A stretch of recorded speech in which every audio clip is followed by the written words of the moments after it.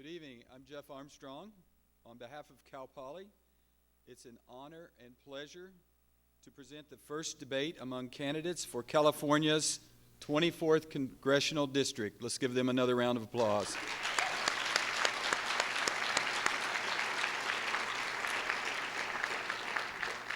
The 24th is one of California's most competitive congressional districts, drawing a wide variety of candidates seeking your vote. First, I'd like to thank the organizers from the College of Liberal Arts, Cal Poly, Michael Latner, Deborah Valencia-Laver, Elizabeth Loham, staff in Dean Doug Epperson's office, and many of our students. Would those individuals please stand? Our student volunteers, let's give them a round of applause.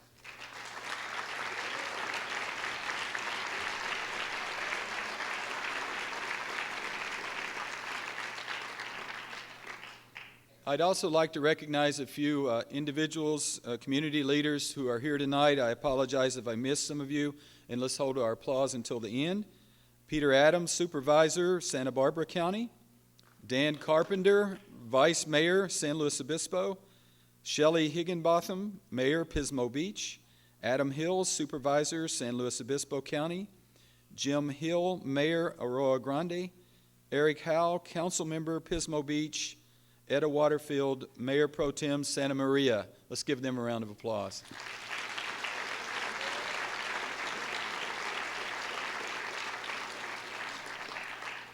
I'd also like to thank our co-sponsors who have made this event possible. First, our Associated Students Incorporated at Cal Poly. That's our student government leaders. And I also commend ASI for a very rigorous and fruitful voter registration drive. The College of Liberal Arts and the Political Science Department, our media partners, including the Mustang News, the San Luis Obispo Tribune, and KCBX Radio. We owe KCBX special thanks as their news director, Randall White, Cal Poly grad, is serving as tonight's moderator. Well-informed, well-educated, and engaged citizens are critical to our democracy, and it's part of Cal Poly's public mission. We're dedicated to the cultivation of social and civic skills required for developing policy solutions in a nation and world that desperately needs solutions to all these wicked problems that are upon us. This requires collaboration with faculty, students, citizens, in fact, all community members, all dedicated to addressing the critical challenges of our day, from economic and identity-based conflicts to the life of our planet as a whole. College campuses are uniquely suited to engage in collaborative problem solving. Our architecture of diversity and inclusion, learned by doing, this diversity inclusion that brings together a full variety of disciplines, applied and pure scientists, artists and engineers, students and faculty of widely different backgrounds and experience. What we try to do, and we believe we're successful at it, is harnessing this complexity to yield more creative and effective thinkers. And a key part of Learn by Doing is we must always strive to do better. We must always strive to be better. So tonight is a Learn by Doing opportunity for all of our candidates. We are nurturing citizenship through citizen engagement, providing a scholarly environment in which we can identify differences and listen beyond those differences to energize each other as students, as faculty, and as citizens of this wonderful community, this wonderful 24th district. So once again, to all of you from this wide-ranging 24th district, thanks for coming to Cal Poly. We want you to come back. So without further ado, please join me in welcoming Randall White, who will introduce the candidates and serve as moderators. Thank you again.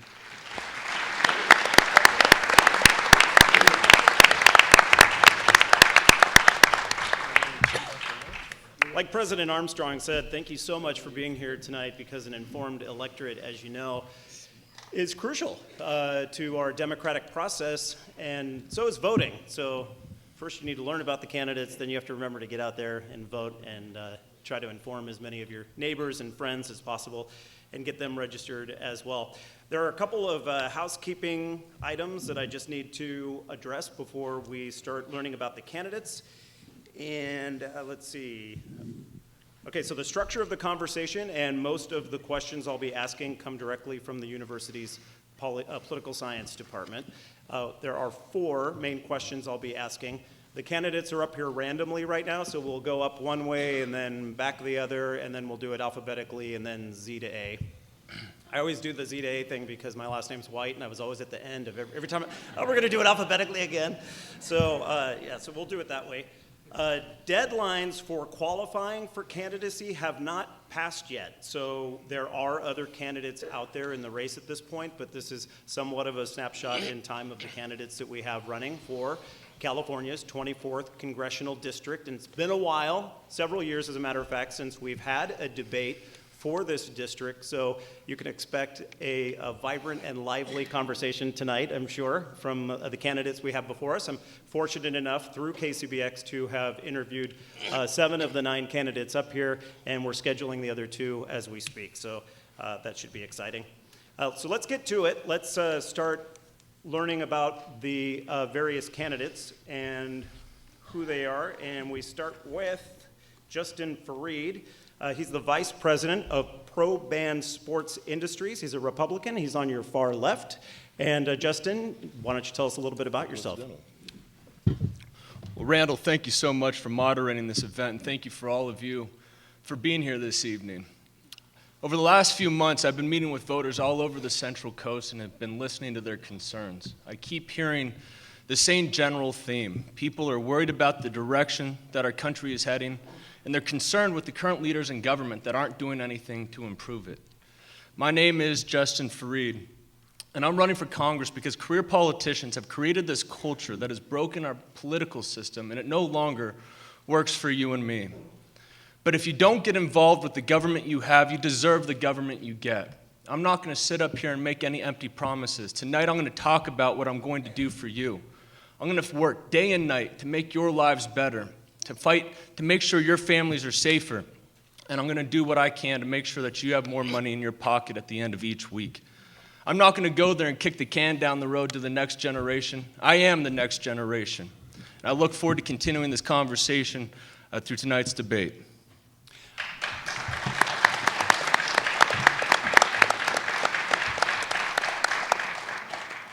And I do want to remind everyone, regardless of your political leanings, we should feel very fortunate that all 9 of these people are up here, so we want to make each and every one of them feel warm throughout the event.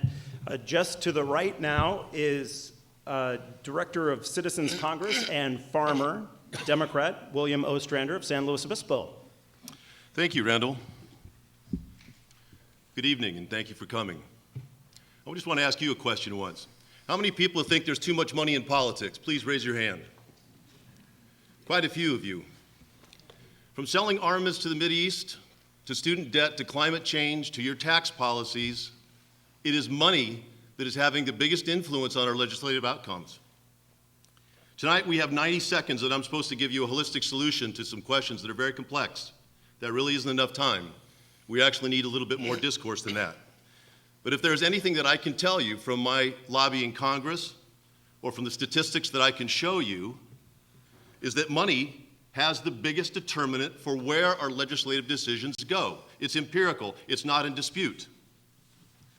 If you want to have real reform, then we need to find a way to take money out of the system and support candidates who will honor that. And one of us up here is going to be your representative. So I'm going to do one thing here. I'm going to ask you to raise your hands again for those people who believe there's too much money in politics, and then we're going to give this picture to whoever you choose as the representative for this area, and we're going to show it to them a year from now and say, remember you people right here. Because it seems to me that too many of us forget, once we get to Washington, what our job and what our task is. Thank you very much.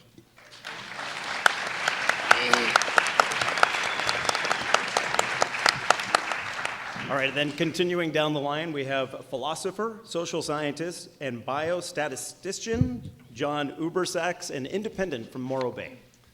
Yeah, thank you, Randall. I'd also like to thank the students of Cal Poly, President Armstrong, and the Political Science Department for letting me join this debate. I'd also like to thank the other candidates because I think it's hard work on their part. Justin hit the nail on the head. These are people who are actually trying to make a difference, and I thank them for that. I'm here to represent the cause of peace in this election. I think there is a simple solution to the problems we face as a nation, and that is our country's been at war for 15 years, major war. We've been intervening around the rest of the world in covert ways for longer than that, and now as we sit, we're facing another 10 years of war. We're spending trillions of dollars, we're bankrupt economically, and we're bankrupt morally. It creates friction and tension in every aspect of our society. The United States has failed in the war business, and I say, let's get into the peace business. Let's achieve prosperity through trade and friendship and trust. And I appreciate what the gentleman, Bill, said. Yes. I think money is too much in politics, but I think the deeper symptom is that money is too much in our society. That we need to realize that money doesn't buy happiness, and we need to work together to build a society based on human values, not blind social and economic forces.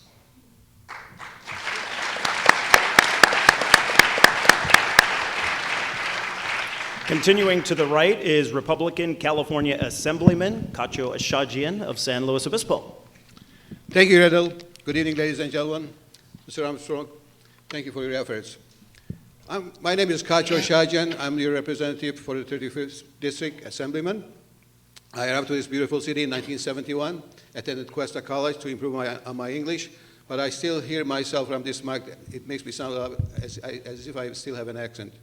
So, having said that, I've got my AA degree from Cuesta College, attended Cal Poly. I'm a Cal Poly graduate. Go Mustangs. Yeah. Meanwhile, I work in a local gas station to help me go to college, so I know the pain of what the students have to pay for their tuitions, and being a parent of putting two of my children to college, I understand what you go through.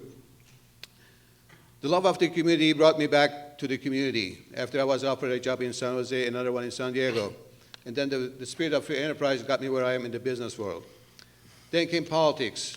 With politics, now, before I go to the politics, I've been in business now 38 years as self-employed. Know what it takes to sign in front of a paycheck and what it takes to make ends meet. I served the county supervisor for 3 terms. At the end of third term, I left the county with $80 million in savings. I went to represent you in the assembly. It was challenging. Times were very challenging. $24 billion in deficit.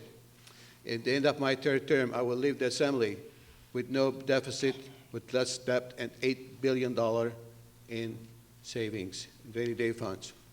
Ladies and gentlemen, I'm the living proof of American dream, and I want everybody else to have the same opportunities to do just that. We in the assembly, if we don't have the budget on time, we don't get paid.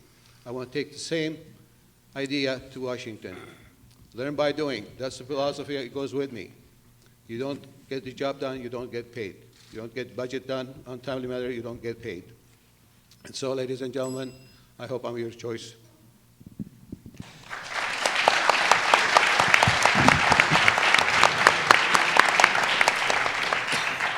And at the midway point on the table, we have Santa Barbara County Supervisor, Democrat Salud Carbajal of Santa Barbara. Thank you, Randall and President Armstrong and everybody who came tonight. My name's Salud Carbajal. I'm the youngest of 7. My family immigrated from Mexico when I was 5 years old. My father was a farm worker in Oxnard, where I grew up. And despite working hard in the fields, long days, long hours, we had trouble getting ahead. Moved into public housing. And despite the hard economic challenges of my family, I managed to do well in school. I attended UCSB, served my country in the United States Marine Corps. I am privileged to have served on the Santa Barbara County Board of Supervisors for 3 terms. And despite not always agreeing, really working hard to find common ground and to work in a bipartisan fashion to find solutions to the many challenges that our community has faced for over the years. I know what it's like for a struggling family. I know what it's like. I want to go to Congress because I want hardworking families, middle-class families, who work hard every day, who are trying to get ahead, to make sure that they have those opportunities. I have been going throughout the district, meeting with so many people, hearing what keeps them up at night, and hearing what's important to them. And I want to make sure that I go to Congress to work in a bipartisan fashion, to break through that gridlock, and to make sure that the values and the important issues facing the Central Coast are represented in Washington. Thank you so much.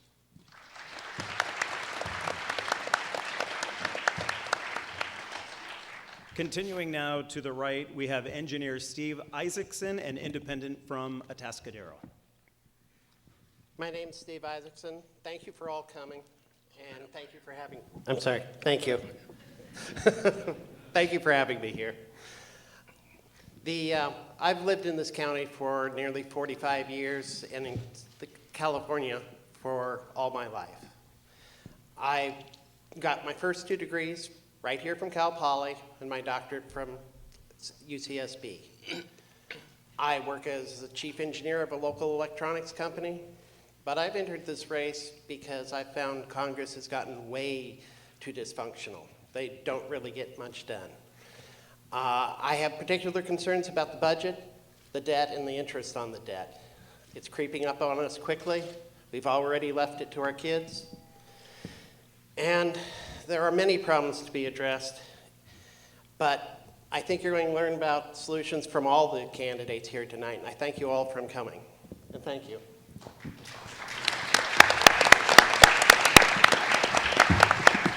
And continuing on now, we have business owner, insurance agent, and financial advisor, Republican Matt Kokkonen of San Luis Obispo. Thank you very much for hosting it, President, and we appreciate you being here. At age 11, I was selected to be a junior ambassador from Finland to the Kingdom of Disneyland, with a boy and a girl from 16 different countries around the world. 2 years after that, my father died, and I told my mother I wanted to go to America. So I dragged her to the U.S. Embassy in Helsinki, and she thought, well, I humor my son. I mean, what's a 13-year-old kid know? Well, it took me 3 years. I got my visa, and I left Finland, landed in New York. I came by myself. I left everybody else back home. And I didn't know anybody in New York at all. I came with 1 suitcase. I'm very happy to tell you that now I have 2 suitcases. Only in America can you do that. And I value this country very, very greatly. I'm a financial planner. I went to Westmont College, majored in philosophy, went back to Europe and did graduate studies in that. Came back, started in the financial service industry. I have 2 master's degrees in finance-related things. I'm a business negotiator. I have hundreds, in fact, thousands of clients that I've dealt with. I've learned to talk with them, to negotiate with them, to understand the perspective they come from, and then come up with good solutions to solve their problems. I have 2 children. The reason I'm running for Congress is because of my 2 lovely grandchildren. I have the greatest grandkids anybody's ever had, by the way, and I appreciate them greatly. I'm very concerned about their future. One of the main issues is I'm concerned about the $19 trillion debt we have. I'm a businessman. I'm a financial planner. I understand what that means. That as the interest rates keep creeping up, we're not going to have very much money left over, and we will be a country that's going bankrupt. I'm concerned about that for them. And I believe that the debt we've incurred is an immoral debt that our generation has placed on our children and grandchildren. You'll be hearing more from us later on. Thank you very much. Appreciate the opportunity. And next up, Santa Barbara Mayor, Democrat, Helene Schneider. Good evening, and I want to thank everyone here at Cal Poly of making this debate happen. This is very exciting, having this congressional district now be open for the first time in a long time, and the voters be able to choose who your next representative is going to be. I'm the mayor of Santa Barbara. I'm in my 2nd term. I served on the city council before that, and I want to run for Congress to take that perspective of being mayor, to go to Washington and fight the gridlock to get things done. We're able to see that as mayors. I meet with mayors around the country, and we focus on real issues that take debate and time, but you focus on working together and moving forward and working on that accomplishment to move things forward and get things done. I'm not a yes man.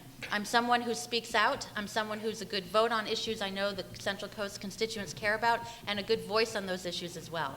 I'm willing to be there to fight on your behalf. I want to be there to focus on issues that we see here in California that's working very well and move that on to a national stage. And I hope I can do that with your vote tonight. And I appreciate the time and energy that we're going to take together and have many debates to come in the future and on the issues of the 24th Congressional District. Thank you very much.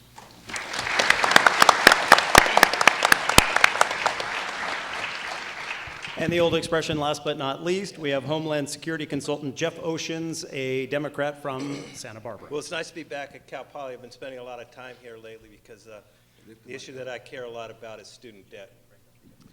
Like I said, some of you might recognize me, some of you students, because I've been spending a lot of time out by the UU Center talking about student debt. I think that's the issue that's really defining why I'm in this race. It's not the first time I've been to Congress. In 1972, I left UCSB, an environmental and anti-war activist, and 5 years later, I was the staff director of a congressional committee. So it was quite a shift. Needless to say, those were different times. So in 1980, I was asked to be the liaison between the House of Representatives and the Pentagon on Sealift, and so imagine my old activist friends when the FBI knocked on their doors and started asking about me, and they called me up and said, "Hey, the FBI's after you." And I said, "No, I'm getting top secret clearance." And they said, "Well, not from me or not." So I lost a few friends on that deal, but after 10 years of working in the House of Representatives, which was a great time, it was a time when the Democrats we were really getting things done. We passed a lot of legislation, a lot of environmental legislation. I was at one point I was staff director of the committee that was responsible for the offshore oil platforms, and bringing my perspective of get oil out, I was able to do a lot of work on that. And then, so anyway, we'll be talking more about student debt because I think this is just the right forum for that.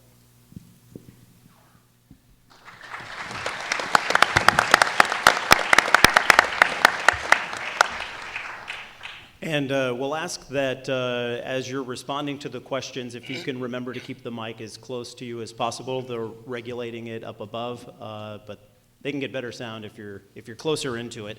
So the candidates will each get a minute 30 or 90 seconds to answer the 4 questions that we have here. As I mentioned before, they're seated randomly right now, so I'll go down and then back for questions 1 and 2. Jeff Oceans, we'll start with you on this first question. I believe a lot of people in the room will be interested in this one. What are the greatest challenges facing institutions of higher education, like Cal Poly and UCSB, and what is the appropriate role of the federal government in meeting those challenges? Starting with you, Mr. Oceans. Well, the greatest challenge is affordability. Greatest challenge is affordability. Teaching students the skills that they need to prosper and survive in a globalized world where money and resources can move around the world with a click of a mouse. And what the government can do is stop shifting the cost of education to the students. One of the gentlemen mentioned that there's a $19 trillion student debt. Well, 1.2 trillion of that is student debt. 40 million people are in the hock to the government for their debt, and we're creating a generation of indentured servants. And when I went to UCSB, we didn't have to worry about coming out with student debt. We followed our dreams. We went on and did the things we wanted to. Now people come out of school with an average debt of $35,000, and their life choices, where they live, what they do with themselves, is largely driven by the need to pay off this debt. 1 in 3 people are either in default or delinquent on their debt, so that ruins their credit. I'm going to be talking later about what some of my solutions are, but one of them is to allow people to consolidate their debts and also to return them, if they have to, into bankruptcy. Banks can go bankrupt. Insurance companies can go bankrupt. You know, as Donald Trump says, it's a, you know, just take advantage of the laws. That's what he said. So, you know, if he can do it, we ought to let our students go in there and say what their assets are, what their debts are, and work it out and pay back what they can. All right, Jeff Oceans, thank you. And we'll try to keep it within the time limits because time's 9. If everybody does that, we're way over. Helene Schneider, please follow up. Great. This is a great question, obviously, right here at Cal Poly, especially at a higher education institution. You know, the number one issue is access to higher education and the affordability of it. And I think there are 3 things the federal government needs to do to move forward. One is to reduce the debt for students, being able to allow students to refi their options. Wall Street and big banks should not have better loan opportunities than students, and they should be able to reduce their own debt so they're not burdened with being able to pay their loans as opposed to getting into the workplace and starting their careers.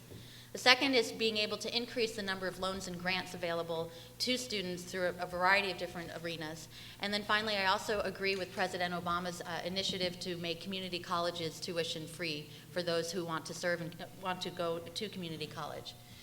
We also have to recognize not everyone wants to go to a higher education institution, and maybe trade schools and other opportunities that provide for good career options after high school should be available to them as well. But I think there's another big issue that we need to take care of, and a very important one, and that is to stop the epidemic of sexual assault and rape that happens on campuses. And something that we need to do here across the way of focusing on that epidemic, focus on bills that were passed, like here in California, the Yes Means Yes bill, and move that across the country and make that part of federal legislation. Thank you very much. Okay, and I'll reiterate the question. What are the greatest challenges facing institutions of higher education, and what is the appropriate role of the federal government in meeting those challenges? Matt Kokkonen. One of the greatest problems, of course, we have is that of cost of education. There are other problems that we face. The internet is causing a shift in the type of education that we're facing, and many schools are not able to compete, and they are having to change their perspective entirely because of that. What we need to do is focus on making sure that the training and education is relevant to the job market also. I do not believe that it's the job of the federal government to provide, it is the function of the federal government to provide student loans and to provide forgiveness programs for teachers in bad areas and tough neighborhoods. And the VISTA program as well is it's a program that works very well. Cal Poly is Cal Poly, it's not US Poly. It's not the function of federal government to dictate the classes, the curricula, et cetera, because all states are different and their needs are different. And one of the other big problems is that we have unprepared high school students who come to colleges and they're unprepared, and we spend a lot of money and effort in remedial education of those. I came from Finland, which has one of the highest and best educational standards in the world, and I'm prepared to bring some of those solutions that I've learned to the education world. Thank you very much. Steve Isaacson now on higher education. Well, there seems to be quite a bit of agreement up here about student loans. When I went to Poly, got my undergraduate degree, I did leave college without debt. Community colleges were free in those days. Well, since that time, the state has cut back on the funding of the state institutions, such as this one. As a reaction, the universities cut back on internal spending to where they could, and finally they had to start increasing the tuition. And so students had to start pulling more student loans than they used to. And yes, it's become a problem that students are leaving, some students, not all students, but some students are leaving with too much debt to pay back after they become employed.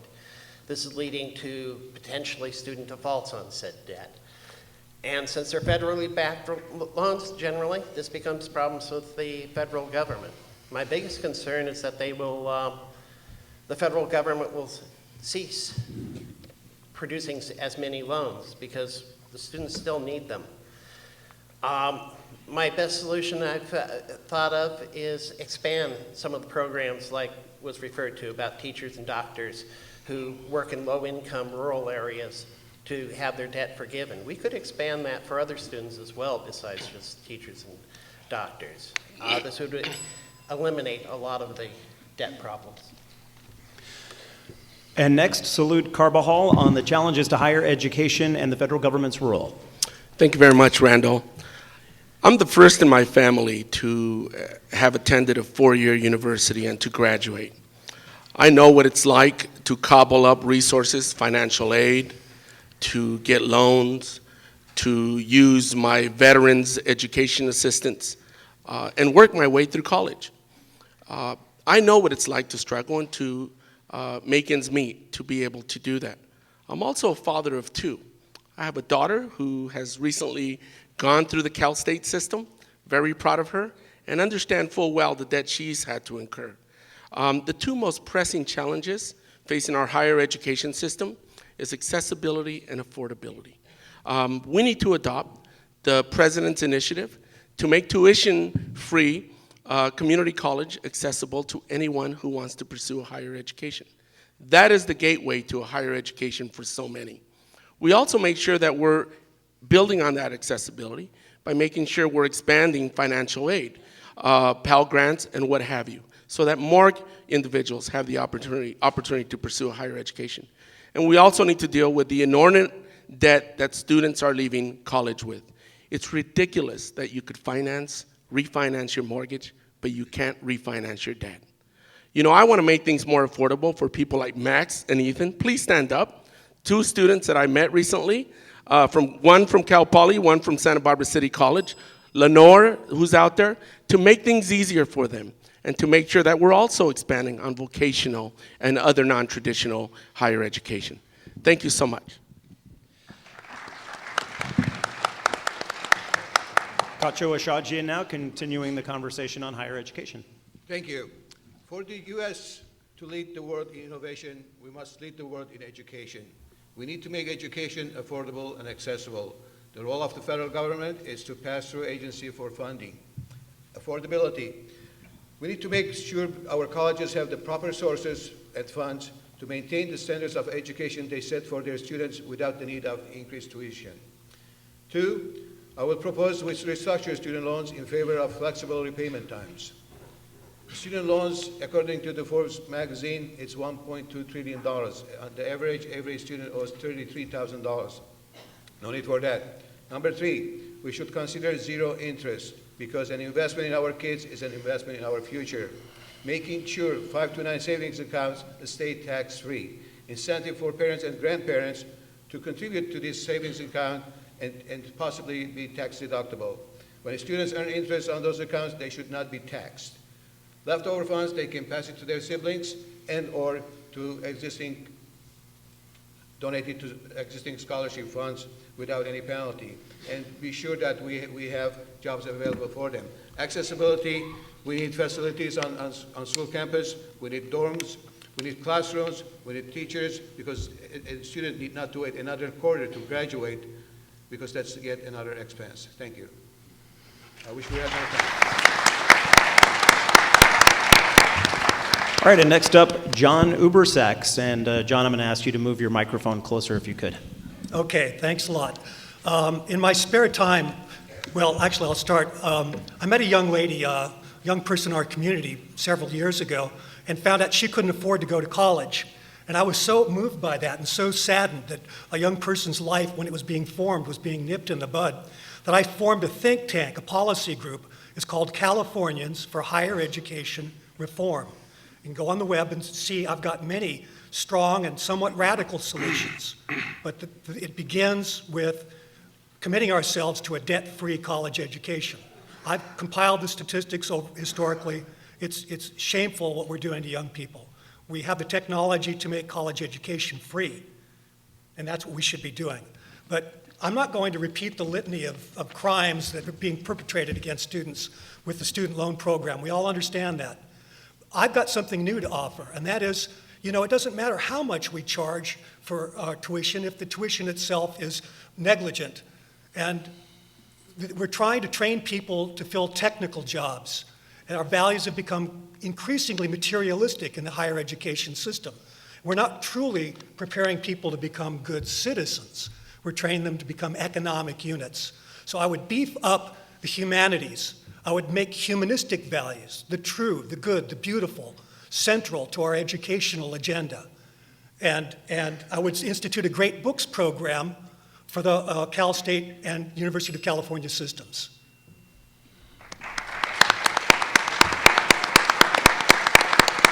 And next up, William Ostrander. I'm going to stand up. I feel more comfortable. I like what you said, by the way, because many people forget that the United States actually was founded on a liberal arts education. How many people remember that?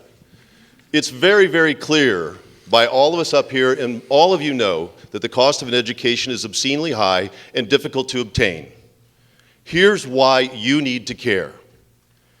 Higher education funding has been cut by 40% in inflation-adjusted dollars since 1980. Most of the people in this room who are of my age had a much cheaper opportunity to go to college. Today, it is much more difficult. We are saddling students with debt, which, and this is the part where you come in, that delays major buying purchases for students and for young people once they graduate. That affects the economy. We've seen in two separate studies, one in Maine and one in Virginia, that when we spend $1 for secondary education, the University of Maine found that it brought $7.46 back to the local economy. In Virginia, they found that number to be $13. It is a sound investment. And if you look throughout our history since 1635, when the very first public schools were introduced in the United States, you will see that with the increase in education came the increase in prosperity. And the other thing that's happening, and I have to be quick about this, schools are having to find benevolent donors to come help them. That can affect the purity of our academic freedom.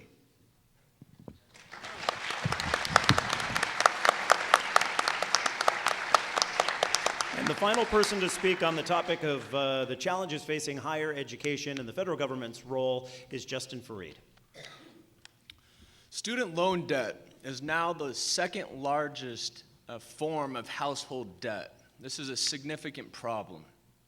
That's why when I'm in Congress, I will work to modernize and expand the tax-free 529 savings program so that parents and kids would be encouraged to invest and save rather than to borrow money and incur more debt.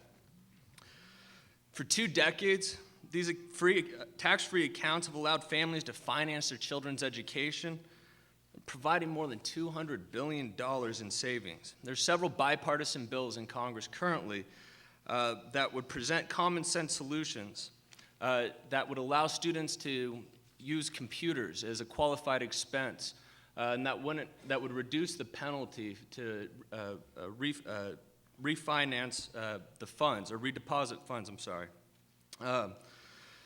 One thing I find interesting, the supervisor had mentioned that he wants to make college free.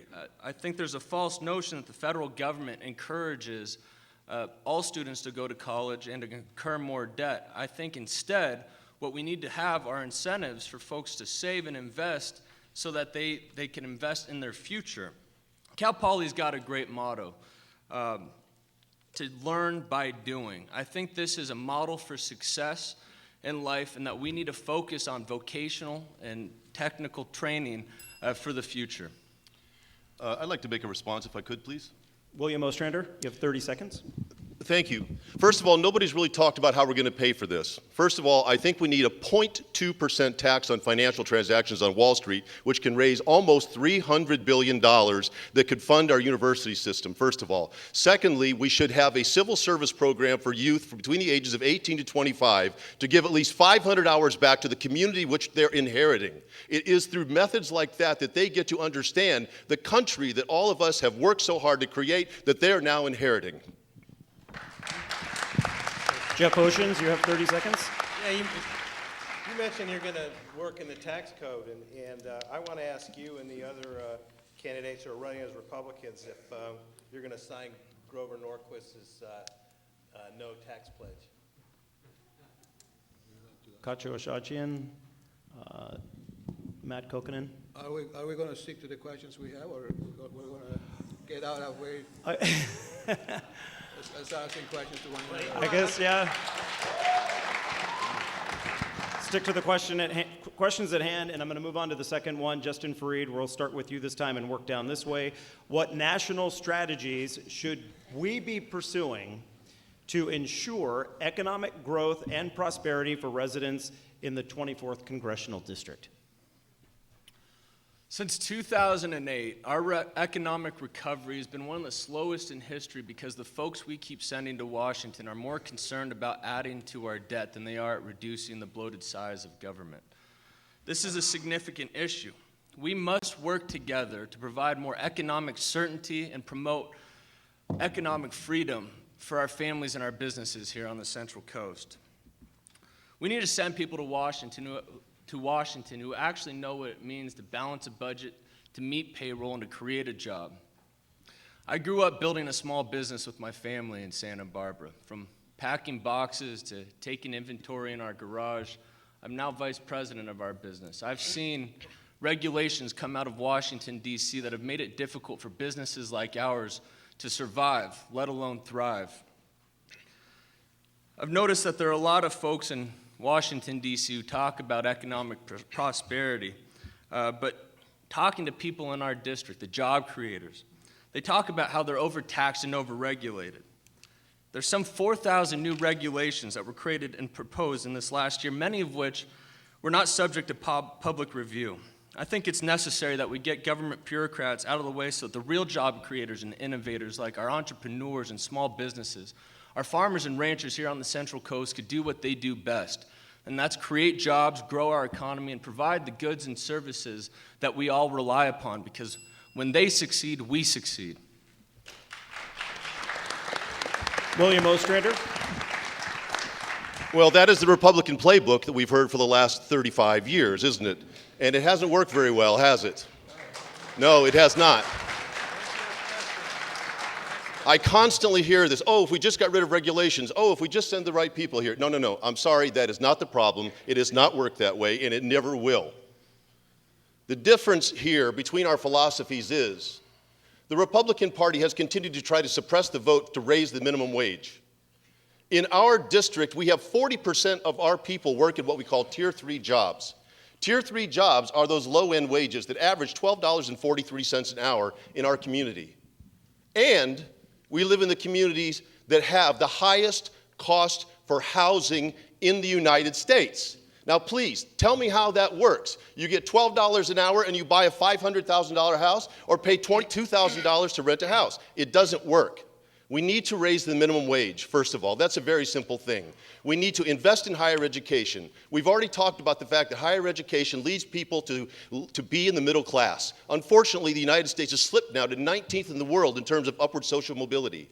The third thing we need to do is invest in infrastructure. We have low cost for money right now. We have an aging infrastructure, and these types of jobs would benefit directly or indirectly more than 40% of our people here. We also need a family planning policy here so that women can have the comfort of going to work and still nurturing and bonding with their families. That increases the tax base. That also creates less stress on people, and sometimes it's the reduction of expenses as much as it is the increase in wealth. Next up is John. I would like to Hoover respond to Sachs. that if I may.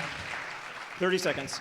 Okay, yeah. I'm going to I'm sorry, respond John. real quick. Justin has 30 Because he seconds. talked about how that came out of the Republican playbook. Right. If you haven't noticed, there's a $19 trillion debt that we currently have in the federal government. And the cost of regulation, because of that, to enforce and pay for these different things has become astronomical. They estimate that for businesses, manufacturing businesses, under the under 50 employees in this nation are paying about $34,000 to $35,000 per employee in cost of regulation. This is a significant issue. What we need to do is reduce the bloated size of government so that it's not so expensive, because you're saddling all this debt on future generations. Interestingly, 95% of all the gains since the recession was over went to the 1%, which is the Republican Party. And I'd mention 2 words for you about that debt. It's Iraq War. Yeah, pay for your wars. You want another war, pay for this one. All right, we have 9 candidates to get through, so John Ubersax. Right. Prosperity is good. Prosperity is a blessing. Prosperity is something that comes to people who are have moral integrity, because then they do things right. Then they see things clearly. Then they don't engage in folly. And our nation's been at war for 15 years in a massive folly, intervening in the Middle East and everywhere. War is this 500-pound gorilla that's sitting on the kitchen table that's affecting every aspect of our lives. It's making us broke, but it's also making us an immoral people. It's habituating us to violence and to imperialism and to exploitation. And our Congress, neither party, does nothing to stop it. So stopping war and getting into the peace business will have a twofold effect. It will save money, and it will get us back in touch with our core values. We need to invest in Latin America. We need to make friends. We need to use our blessings as a positive example for the rest of the world. Instead of people on the streets of Iran saying, "Death to America," we need to have them say, "God bless America. God bless our friends." Next up, Kacho Ashajian on economic growth for the 24th District.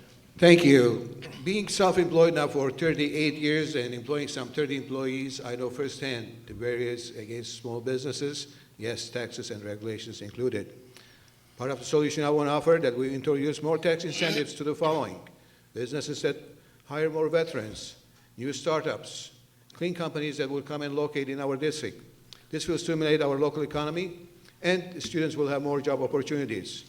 When we have Cal Poly and UCSB right here in our district, with the best of the best students, we need to have good competitive job options available to them upon graduation. 2, I will revisit our trade agreements with foreign countries. They must be drafted in a way that makes our nation, and specifically our communities, businesses more competitive. 3, from day one, I will work to keep regulations and fees in check at the federal level so small businesses and their employees can thrive at the local level. Once we get rid of these barriers, we open up the marketplace for small businesses to succeed. Because small businesses, since 1970, they account for 66% of the jobs available. Time's up. Something we can talk about it for 90 hours. Next up, Salud Carbajal. Thank you very much, Randall. The first thing we need to do is raise the minimum wage. It's ridiculous that throughout the country it's $7.25. In California, we're luckier. We have more progressive values, but it's still not high enough. That's the first thing we need to do, and that'll in turn allow families to pull themselves out of poverty, to go into the middle class, and to have more opportunities, and also infusing money into our economy. We need to grow certain sectors, employment sectors, new employment sectors, by one, infusing in our infrastructure and making sure we're creating jobs, high-paying jobs, and at the same time shoring up our infrastructure, and again, infusing money into our economy. Renewable energy employment sectors. We know too much about climate change, and we know that we need to move ourselves from a fossil fuel economy. And the way we do that is to create new employment sectors in renewable energy that pay well and infuse our economy.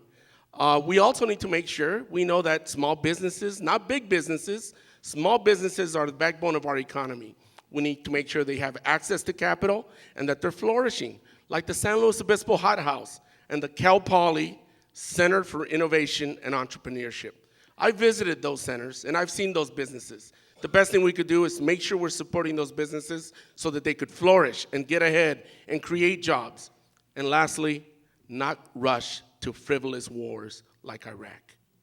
Not rush to frivolous wars that only raise the debt, and then we're kind of surprised where the debt came from. we know where the debt came from. Thank you very much. Steve Isaacson, National Strategies for Prosperity here on the on the Central Coast, the 24th Congressional District. There's been a lot of good points made here, and there's no question the national debt is going to bankrupt the entire nation pretty soon. If you wonder about whether we're passing along the debt to our children, if you took the entire discretionary budget of the United States and tried to pay off the debt, that means no military, no presidential cabinet, what have you. It would take 15 years to pay off the debt. That's what that number means. But it gets worse. Right now, the interest on the debt is a small portion of the budget. In 6 years, the estimate is, with rising interest rates, the interest on the debt will exceed the military budget. That's going to bankrupt us pretty quickly. But this question was really about the 24th District. Yeah, we'll be affected by it. But it's a very diverse economy. We've got about 6 sectors of economy here, from construction, education, agriculture, tourism, and more. Each of these are going to have their own problems. A lot of them are local. But one item in there in energy is Diablo Canyon. I don't know whether it will shut down in 6 years or whether it's going to be 26 years, but it will shut down. We're going to lose 1,400 jobs there and a lot of energy for PG&E. But I better stop there. Thank you. Matt Kokkonen. As a financial planner, I'm well aware of the impact, future impact of the national debt, and I'm extremely concerned about it, as stated. We do need to make changes, even on our education side. I believe we need to have more technical and scientific education, and I appreciate what Cal Poly is doing, because those are the jobs that will be bringing economic stimulus and further our economy in the 24th District. However, I want to point out one specific thing which I think is very important. About 8 years ago, when I was the congressional candidate against Lois Capps, I was the Republican nominee for Congress, I stated in many of my speeches that I believe the best way to get young people engaged in our economy so that they can get started with their jobs, get started with their families, encourage them to get in business, is to have no income taxes on earned income for people who are under age 25. That will work. I know that. Thank you. Helene Schneider. You know, no one should have to work a full-time job and still be in poverty. And we need to make sure that to do so, we need to raise the minimum wage and tie it to inflation so it doesn't fall backwards like we've seen happen nationally and even statewide. We also need to make sure there's equal pay for equal work. And we need to make sure when people do go to work that they're not working in fear of being retaliated for their sexual orientation, their gender, their race, or even asking about what other people are being paid so that they can make sure that they're getting paid equally as well for that work. Before I was in elected office, I served as the Human Resources Director for Planned Parenthood in the Tri-Counties here for 11 years. And so I know I can bring that perspective of bringing labor law issues to Congress on a federal level that can work for both the employees and the employer. Issues like paid family leave, like paid sick time, in a way that helps both the employee and the employer meet their goals, meet their mission, and meet the bottom line. We also, as a federal government, we invest in our budget, and we need to make sure we invest in clean and renewable jobs. We have great opportunities here on the Central Coast. And don't forget the cultural economy, the arts in our community. That is a true investment in all sources of ways that we know that we have opportunities here. And then finally, I hear, and especially being mayor with an airport, that businesses here want to have incentives that the federal government can give to help smaller regional airports have more service to get to places so we can be more economically viable here on the Central Coast. And Jeff Oceans, National Strategies to Ensure Economic Growth here in the 24th Congressional District. Yeah, if you want to put the economy into hyperdrive, both here and in the rest of the country, do something about student debt. Free up that money so people can buy houses, buy furniture, get married, do all the things that drives the economy. You know, we got a whole generation of indentured servitude now, where people are just paying. 10 years after they start paying their debt back, they still owe because of the interest that the government's collecting. You know that the government made more money in 2013 than Apple and ExxonMobil off of their debt, of the interest on the debt. You know, free that money up, put it back into the economy, let people go on with their lives. And that'll jack up the economy here and everywhere else. But you know, this other point that I was making about this tax, people were mentioning, well, we're going to do something with the tax code. You know, that's the problem with Congress, and we're going to talk about this more later, that people sign these pledges. You know, everybody know who Grover Norquist is? Yeah, so all these congressmen signed this pledge. You know, Dave Camp, who was the chairman of the Ways and Means Committee, he put together what everybody considered a very good tax reform bill. Everybody agrees we need tax reform. They wouldn't even bring it to the floor because so many members in the Congress, Republicans, had signed this no tax pledge. So that's why I'm asking the Republican members, are you going to sign that tax pledge? Are you going to be independent? Are you going to work with, and try and do something with the tax code, or are you going to do what Grover Norquist said? I'll ask you by your names if you want. All right, I'd like to answer that because it's a challenge made to me. As I stated, I'm a Republican. I will take no new taxes pledge. I don't need to take Norquist's. It doesn't matter. But I do not want any higher taxes. We don't have a tax problem in the United. We don't have an income problem in the United States. We have a spending problem. Our government spends so much money. We're borrowing about 40% of all of our budget every year. We're borrowing that and adding to our taxes. I do not want any more taxes, and I'm not going to stand for that. William Ostrander. If I may, nobody likes debt. Let's understand that. How many times in our history has the United States have a balanced budget? Anybody know? 6 times in total, 6 times. You do not look at the debt simply as a debt, like as if it's in your household budget. You look at the debt as a percentage of the gross domestic product.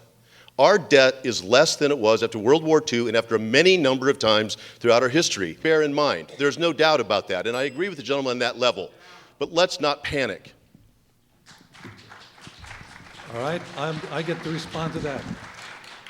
30 seconds. I'm not panicky about it. I'm just realistic about it. And I have looked at enough budgets, and I understand where the situation and problems are. We do not need to increase our debt with more taxes at all. What we need to do is go to every department of the government and tell each department and say, cut your expenses by 10%. When we do that, then our national debt will go down, and we're not going to be looking at it be like Greece and Ireland and some other countries where they have major problems. Hey, what about you, Justin? Are you going to sign that pledge? Well, I will say it is an issue when we talk about our national debt. 40% of every single dollar that is spent is borrowed money, and the rest of it is an IOU to future generations. This is significant. We've seen a rapid expansion that can't be paid for, and regardless of whether you want to push this issue to the side, it's something that's going to affect all of us. And I look around and see some of the faces in this room. We have to figure out engineers that are long range and how we'll actually address these spending problems in Washington, D.C. Answer the question. He gave me an opportunity to talk about what I think is the most significant issue facing not only this, but the next generation. And this is reflected in the revenues that they're trying to create in the government, through regulatory costs, through taxes. This is an issue where this should be invested back in the future of our nation through infrastructure and other means that create jobs. All right. I believe that the most important issue affecting the next generation is whether we lose our souls as a society, getting lost in this never-ending pursuit of money that leads nowhere. Money doesn't buy happiness. Hello? All right, John Obersats. I'd like to answer the question of my soul. Okay, now we're getting off topic. I got to hold it there. All right, we're going to enter the alphabetical phase here for the order in which you answer the question. For question number 3, what federal policies will best secure sustainable water use and prevent environmental degradation of the Central Coast? And we start with Kacho Ashajian. Thank you. California supplies a significant amount of agricultural goods to the nation. Supplying California with water need to support the continued production of those goods should be a national priority. Agriculture plays enormous role in California and the U.S. economy. California produces $46.6 billion in crops, 50% of all fruits, vegetables, and dairy in the region. We need to protect our farmers and ranchers by reducing restrictions, taxes, and government overreach. But we also need to make sure they have the water they need. Investing in water storage, we invest in our vital industry of agriculture and the many thousands of farmers and their families. We also need to think about the desalination plan, which can be long-term, modern, scientific approaches to our water problem. Appointed to Coastal Commission by Governor Schwarzenegger, I was among those who supported the desal plan that took place in San Diego, $1 billion project. It's ongoing now, and this amount of water and this expensive water. Freshwater source management is a cost-effective and environmentally friendly solution as well. Instead of spending money in Pakistan, here's a great example of how better use money to benefit our local economy to actually benefit Americans.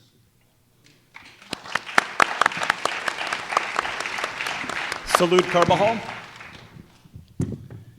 Thank you very much. No doubt we're all experiencing an extraordinary historic drought. And I think all our communities throughout the state are grappling with that drought.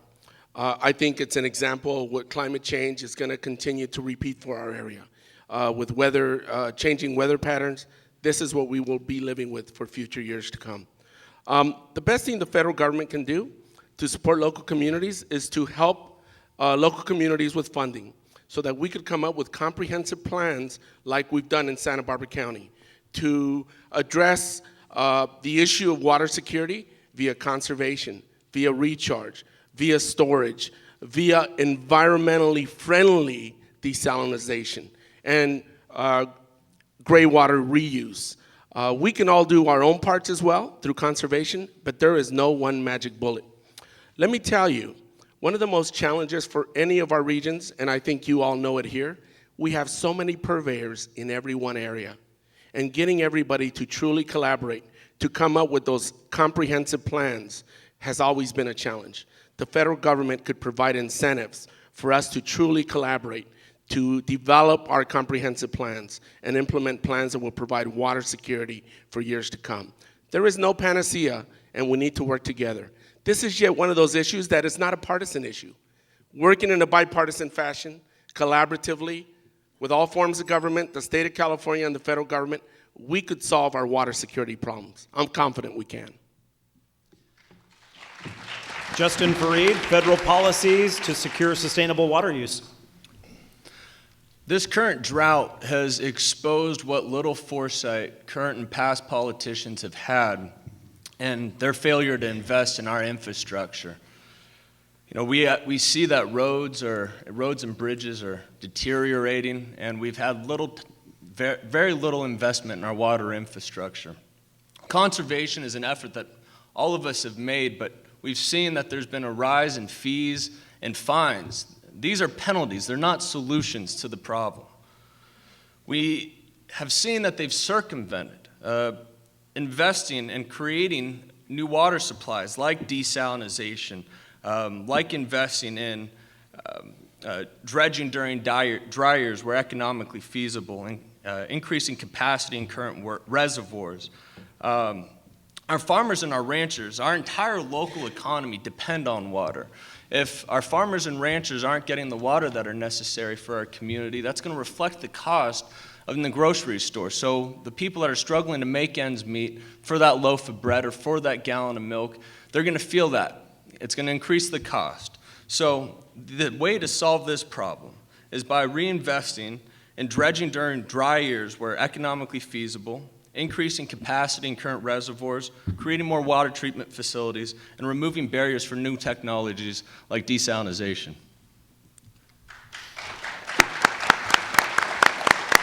Steve Isaacson, your thoughts.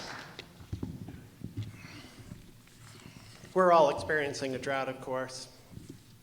Eventually it will end. It may take 10 years for it to end. It certainly historically has taken that long.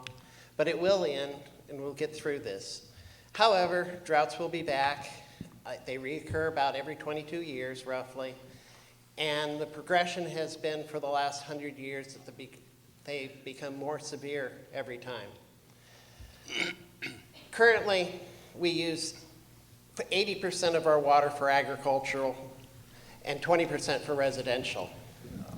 The residential problems, misuse has been addressed to some extent. We've come up with water conservation techniques. Helen has championed desalination down in Santa Barbara.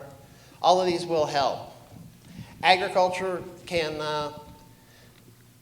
does conservation too, retaining moisture in the soil. They go to extra efforts to do that. There's the Paso Robles Water Basin Management District being formed up north. But these are all local issues. Really what the federal government can do, which is federal policy is the issue, is more in research. Grants could be given to the research arms of the federal government, NASA, even Ag School here. Research better ways to use the water in the fields, perhaps. Will drip irrigation work on vineyards and such? Research is where the federal government can probably help the most at this point. And Matt Kokkonen, again, federal policies to secure sustainable water supplies here on the Central Coast. We've heard many of these ideas, and I concur with virtually all of them. Not to repeat them, how do we stop the degradation of the problems here? We have a super fund, for example, that we should be using to clean up one of the mines, which happens to be in North County. We should get federal dollars that have already been assigned for that. We can use them wisely and get rid of them. And I believe that the desal is a very, very good way to get water for us, as well as all the other things that we have talked about.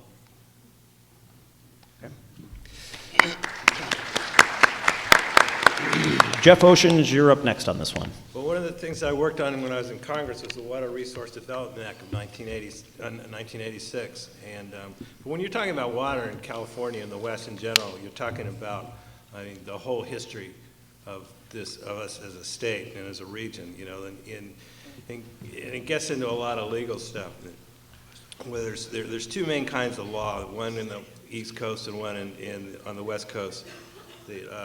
One's the in the West Coast, it's prior appropriation, which means that you can slant drill and go. Well, if you got it, you can get it. Sorry about my phone going off. Airplane mode if you haven't done it already. That actually happened to me in a bar, and I got disqualified for the bar for that once because you weren't supposed to have a phone in there. So I hope I don't just get disqualified for that. But I like the idea of the feds can enter into a P3, which is a public-private partnership, and there's a lot of innovative stuff that can be done. You know, the Israelis reclaim 81% of their water, and California reclaims 11%. Another one is you can bring an idea that I like a lot is the idea of a pipeline, an ocean pipeline, bringing water down from the Columbia River and even down from Alaska. So, you know, I mean, if an oil pipeline ruptures, you got all kinds of trouble. If a water pipeline ruptures in the ocean, it's literally a drop in the ocean. So.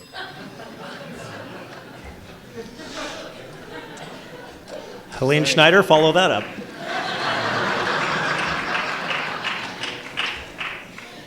You know, when I talk to people throughout the 24th Congressional District, the issue of water and the drought is on the top of their minds. And it's certainly something I've been working on quite a bit as mayor, working at our diversification of issues. And I keep saying, with El Nino and everything, I keep asking Mother Nature what she's up to, but she's not returning my phone calls.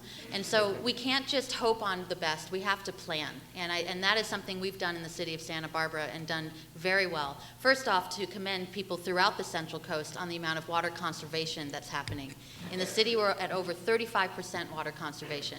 And it's about that. It's about recharging your groundwater basin. It's about using recycled water, a variety of things. And yes, using desalination as one component to diversify your options. We are currently recommissioning our desalination plant.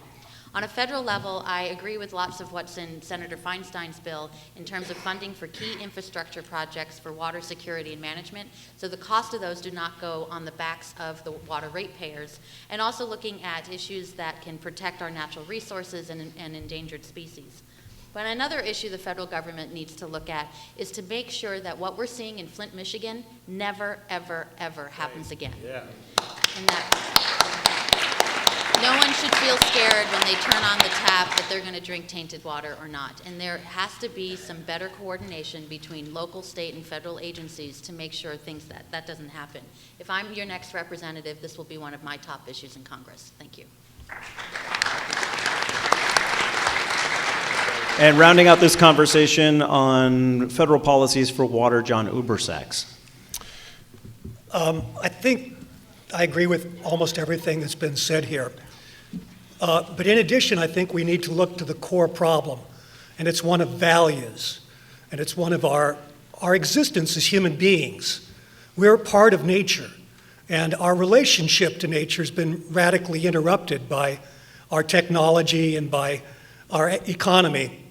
And so what I would do is pursue a positive route as a fundamental antidote to this problem of environmental degradation. I think the key is to get us individually back in touch with nature. And so, for example, I applaud and support the efforts to develop the Chumash National Marine Sanctuary off our coast that would hold our precious coastal resources and animal life for posterity, unspoiled, while at the same time, looking after the rights of people who earn their livelihoods on the coast. I think we need more parks. We need more facilities like the Bob Jones Trail, if people are from San Luis Obispo. Go check that out. It heals you. And when we realize that we're part of nature, when we love nature individually, then we'll resist efforts to exploit, for example, the oil trains that are coming through here. And also I think we need to support our family farmers, because in the valley, the corporations are buying up the family farms. And the family farmers are much more environmental, and the ranchers too, are much more environmentally conscious. William Ostrander, was there a specific statement you wanted to rebut? I never got a chance to tell my position. You missed me. Oh, I skipped you. Oh, I apologize. In that case, William Ostrander, you will round this out. I get an extra 10 seconds for that. There you go. I apologize, really. You know, unfortunately, I agree with everyone up here for the most part. And that's the wonderful thing. We can find common ground. Money doesn't always have to separate us.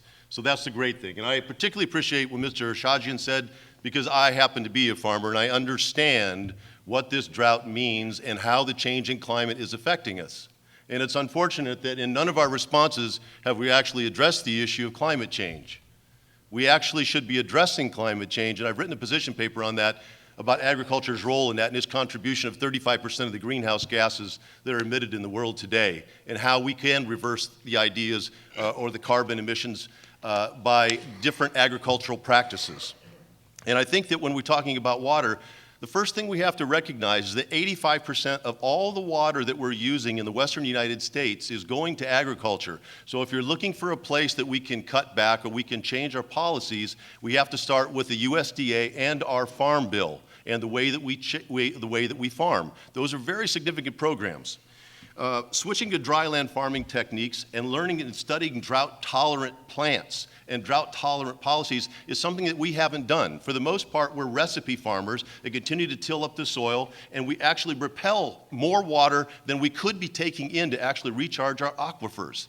We actually have to rethink our ideas about rainfall in and of itself. In all of our urban and our suburban properties, we have hardscape that takes water, rushes it away, puts it into a stream, and then takes it off the area instead of letting it recharge our ground aquifers.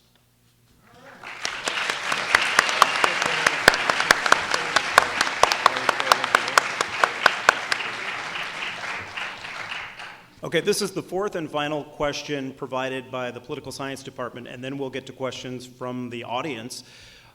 What will you do in Congress to address the social divisions and political polarization that characterize politics in the United States today? This should be a lively discussion, and we'll start with John Ubersachs. Oh, great, thanks. This is my favorite subject, so I'd like to lead off with reminding everyone what John Kennedy said in his inaugural address, because this is something I would ingrain in every citizen's memory.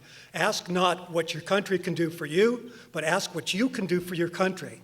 And if we approach our difficulties with that in mind, I think we'll find we can find solutions. But if we approach them with me first, I've got my group's problems, we're not going to get anywhere. Then it's going to be the war of each person against everyone. When John Winthrop led the Puritans over to our country in 1630, he delivered a speech to them to get them ready for the New World. And from this speech that we get the phrase America as a city on a hill. And that phrase has been misused and misinterpreted to mean our country is a city on a hill, setting an example of commerce and humming with prosperity. And that wasn't John Winthrop's message at all. You know what we're supposed to be a model of? Does anyone know? Charity. We're supposed to be a model of charity for the whole world to follow because we're free, because we're blessed.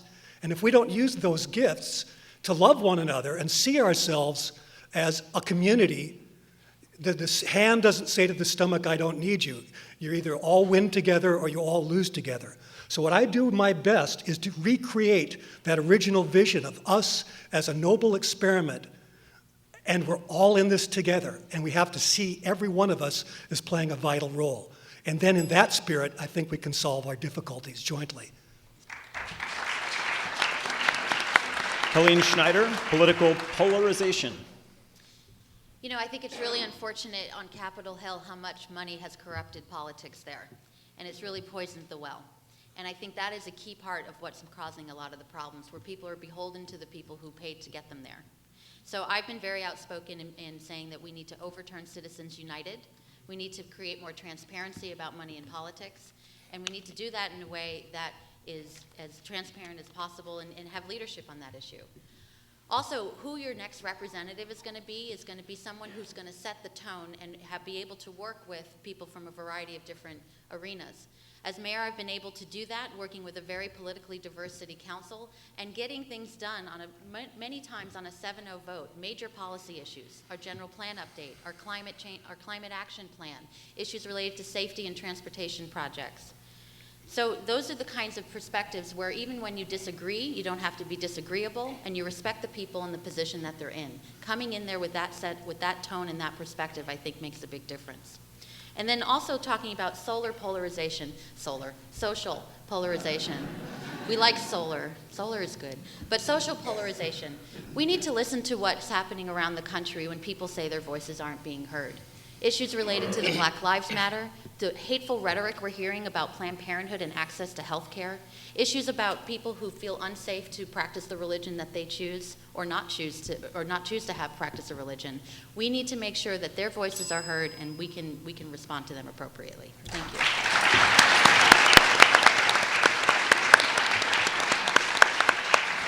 you. And working backwards alphabetically is indeed William Ostrander. Thank you. You know, most of us are actually wired to be in the center of between the carrot and the stick. But I've tried to explain before, and I know that it sounds boring or it's difficult to grasp or it's not sexy. Money in politics is one of the things that is dividing you, and it's on purpose. Let me explain why. This is something that I do every day, so please try to trust me on this. If I tell you, and you're a conservative, I'm coming to take your guns, you panic. If I say on the other side, I'm going to stop funding Planned Parenthood, this other side panics. This is how they solicit money. People of ideological extremes donate and vote at twice the rate of the middle. That's why it's done. It's a deliberate intent to divide you. It's a deliberate intent to get money from you to push an agenda. So if you want to change the polarity in Congress, take the onus off of us candidates to call all of you and constantly source money from the wealthiest people in America. Publicly fund elections so that the pain and the opportunity is spread amongst us, so that it's part of our infrastructure like building roads, schools, bridges, et cetera, Take the money out of it, and you will not have this level of polarity. We can agree on things. All the Republicans and the Democrats tonight can agree on several things that are all in our best interest. That's what it requires. Thank you.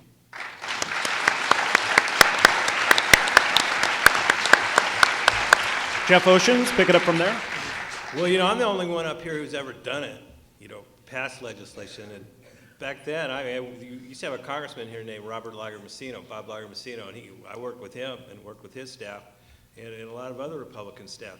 You know, the problem isn't cooperating up there. There's people that want to cooperate up there, but there's also a whole group that's just bowing down to Rupert Murdoch and Roger Ailes, and they're so worried about getting primary and what Rush Limbaugh is going to say about them, or they've got this take no prisoners mentality. They've had 50 votes to repeal Obamacare. You know, it's just ridiculous for all the problems that we have. And it's all so they can go back and they can tell their people, well, yeah, we're resisting. And now there's a war going on in the Republican Party because the people are saying, well, we elected you, we gave you these big majorities, and you haven't done anything. Get in there and stop it. And that's the voices that they're hearing. So, I mean, I'll be glad to work with anybody up there that wants to legislate. That's what I do. I legislate. I know how to legislate. But these people that are just, warriors and this warrior mentality, I'll fight the sons of a bitches. You know, I don't care. You know, I'll call them out. I'll say you're a goddamn idiot. Go home. All right, Jeff Oceans. I can't tell if that's the end. Matt Kokkonen, you're next up on social divisions and political polarization. You know, our Declaration of Independence states that we hold these truths to be self-evident, that all men are created equal and endowed by their Creator with certain unalienable rights, among them being life, liberty, and pursuit of happiness. That's a take from what the Bible talks about. Man was created in God's image. And what that means is that every human being has worth, has dignity, and that's how we were made. I understand that personally, and having been a philosophy major and doing my graduate studies in that, I understand the isms. And my attitude will be, and has been, to treat everybody with that dignity which we as humans have in fact received from our Creator. That, I believe, is the key to having a meaningful dialogue with people. It doesn't mean that we won't disagree. Absolutely we'll disagree.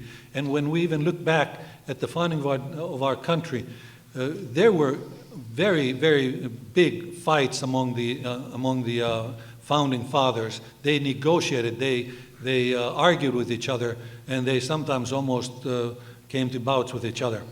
But I'll be only one of 435, but I will bring that sense of dignity to people when I negotiate, and that's my promise to you as fellow citizens of the 23rd District here. Steve Isaacson, you are up next. 50 years ago, congressmen would argue, disagree on bills, but after hours, they went to each other's houses, went to bars, what have you, because they respected one another and they could become friends anyway. Today, I understand very little of that goes on. Party line votes, the whips seem to do their job on that one. Bills that come down from the president that are called dead in the water before anybody's even read it to know what's in it. The partisanship has gotten too extreme. If I did nothing more as an independent, I could at least talk to both sides. They should be able to talk to me. If I did nothing more than invite them home for parties periodically, at least maybe they'd start talking to one another and become friends again. That's the real problem, is there are a lot of very intelligent people there who want to do good things for the people, but they've gotten so tied up in party politics, the need to get reelected, that they let the money just come to them and they do their favors. Trying to work to get everybody to work together more closely is the strongest thing that can be done at this point. So there's far less dysfunction. Thank you. And Justin Fareed, what will you do in Congress to address social divisions and political polarization? You know, I've seen it firsthand. The things that you're concerned about, some of the things that you've mentioned. The partisan spats, the empty rhetoric without any action, the tendency for these politicians to be more focused on their next election than they are the policies that are going to affect the next generation. It's just as bad as you think it is. A few years ago, I worked for a senior member of Congress. I saw the inner workings and the dysfunction that exists there. I worked very hard on legislation, worked to bring consensus among members, and fought to do what was right, which wasn't always easy. What we all see and what's clear is that Congress isn't a functional institution today, but it can be. It's necessary that we clean house and we work to get this working again for the American people, and that comes through reform. As your representative, I'll be fighting day and night to improve the institution of Congress and to get it working again for the American people. Thank you. Salute Carbajal. Thank you very much. We've all have come to despise the partisan bickering and gridlock in Washington. And we know that every day that continues, we're not helping somebody on the Central Coast get a job. We're not helping solve that Social Security challenge that's giving so much anxiety to our seniors. We know we're not expanding broader access and affordability to higher education. And we're not helping our teachers, supporting them in our K through 12 system. Every day we bicker, every time we have that gridlock, we're not making progress in Congress. I'm all for campaign finance reform. We need to get there, and on day one, I will push for that as much as I could. I need to look no further than to my service on the Santa Barbara County Board of Supervisors. I'm really glad my colleague, Peter Adam, is here, who's a self-proclaimed Tea Party individual.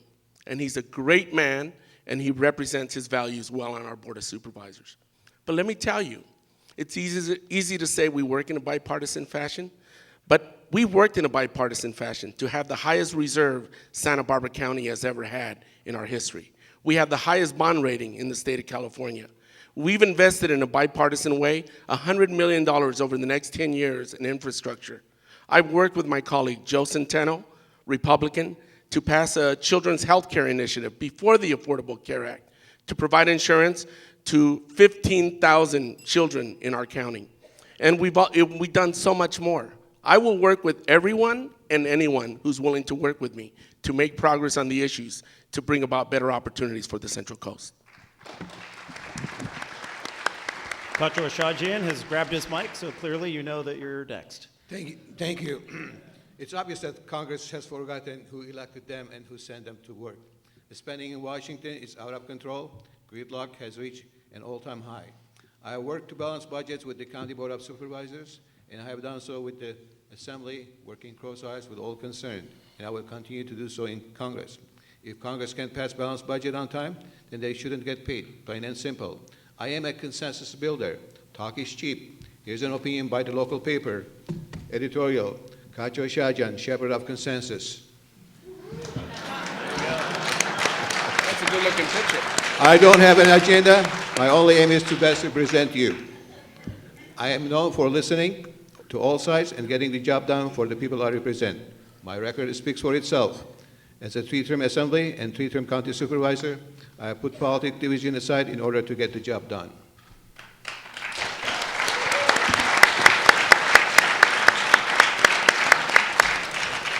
And I think we're doing pretty well on time right now as we head into the questions from the audience. One of them was, what is your approach to increase bipartisanship in Congress? So we just addressed that. Randall, there was a question by Mr. Oceans. I was the only Republican left out to answer.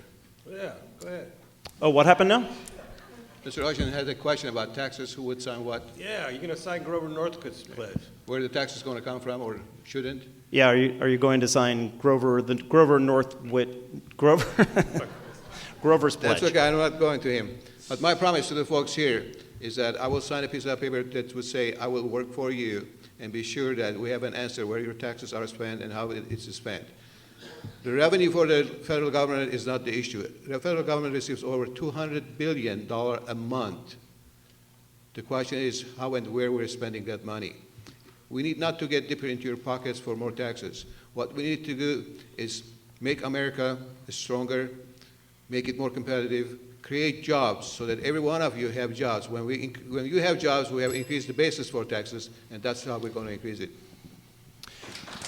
All right, so the first question from the audience that we will address is, what actions would you take to improve or change the ACA, the Affordable Care Act, colloquially known as Obamacare? And Jeff Oceans, we'll start with you. Well, that's good, because I'm a registered agent, insurance agent. When it passed, I went out and got my insurance license.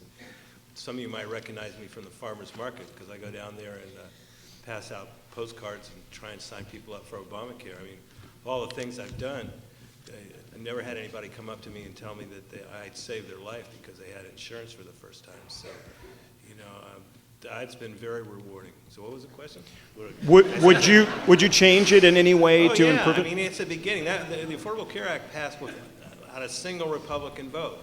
And that's when they've had these 50 votes to repeal it. And they say, oh, yeah, well, we've got something, we're going to replace it. Well, what? Well, let's see it. What are you going to replace it with? I mean, that's when I talk about legislating. I mean, if you want to legislate, you go and you take what's there, and then you say, okay, this needs to be changed. I'm concerned about that. I want to do this. I mean, all the people that are on here that talk about working on their boards and in their city councils, they work in a bipartisan. That's how it works there. But that's not how it works in Congress. And all you just hear is all this rhetoric. Well, oh, we're going to do this, we're going to do that, blah, blah, blah. And, you know, we're not, no.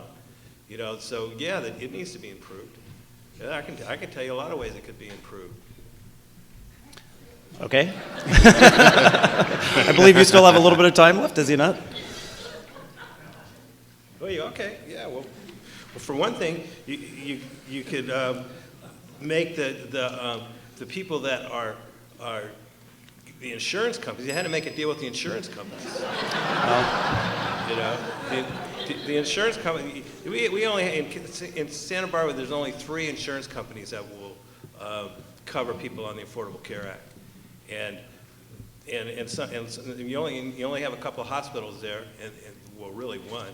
And Sampson will not take people who are on one of the plans. So in order to get the Affordable Care Act passed by barely, with no room to spare, they had to make these deals with the insurance companies. They had to make the deals with the drug companies. So you would work on changing those, the deals with the insurance companies? Yeah, I just got to get to the point. I would make point. it better for the people that are getting insured. I mean, the big problem with the Affordable Care Act is that a lot of doctors won't take it. All right, Helene Schneider? Thank you. You know, people, when they need prescriptions, they shouldn't have to choose between being able to afford them and putting food on their table. And I think one of the big things that is missing from the Affordable Care Act is the inability so far to negotiate with pharmaceutical companies in order to reduce the cost of medicines and not have the pharmaceutical companies have so much sway over those costs. We need to make sure we can expand access to people who need the insurance by providing more incentives to doctors and nurse practitioners and nurses and other entities who will take on patients under the Affordable Care Act. I also think we need to look at expanding where we can the role of mental health services at the level of a par that you see with physical health services. The role of mental health and the lack of mental health services that we're seeing throughout the country and especially here that I've seen is creating more and more problems problems on a safety issue, on a social level, on a quality of life level, on a variety of levels, and I think there's ways we can tweak the Affordable Care Act to expand those services as well. All right, Matt Kokkonen. I've dealt with employee benefits, insurance matters, retirement plans, money management for 45 years. We were told that the Affordable Care Act will save everybody $2,500 a year in premiums. And if you like your doctor, you can get to keep your doctor. And if you like your insurance policy, you get to keep your insurance policy. Those are bold-faced lies. They were not true. Every one of those statements were made by a president and one of his Gruber, I believe it's Gruber from Massachusetts, who literally stated that Americans were too stupid to understand what was going on. Don't tell them the reality of it. That's what was given to the Americans. Well, if you know that that was the basis of the American Affordable Care Act, which was passed which was passed only by one side of the aisle. We need to get rid of that huge problem of cost of the Affordable Care Act. It's not affordable, it's unaffordable. The plan took about $600 million, for example, from Medicare, just to try to fund parts of it now. We're seeing premium increases for our clients of approximately 40% a year. Next year is going to go up at least another 25%. People cannot afford to buy this. We just talked to some people yesterday whose premiums for a family were $20,000 a year. It's unaffordable, and it was a lie. What are you going to replace it with? Thank you. I was waiting for an extra time. We have to go back to start with. We can go back to the system we had and improve on that. We have to do that. Yeah. Otherwise, we as a nation will go bankrupt. Steve One of the Isaacson. reasons why we had extreme costs that kept going up are the federal mandates that increased the cost to everybody. The government came in and said, okay, you have to put this in your policy, you have to put that in your policy, you have to do all of these things. Those were increasing the cost at maybe 10, 12% average per year before we had Affordable Care Act. I do not want the government to come in and mandate my health care, because when the government controls your health care, they control you, and that's unacceptable to me as an American, and for, I believe, everybody else too. Steve Isaacson. Would I cancel the Affordable Care Act? No. Too many people have benefited by getting insurance that couldn't get insurance before. So I believe the Affordable Care Act has done some good. Are there many problems? Yeah, I think there are. Most of it has to do with the cost to people. It was supposed to be, as you say, it's supposed to be affordable. For a lot of people, it isn't. Some parts of it have been delayed for employer participation in that case.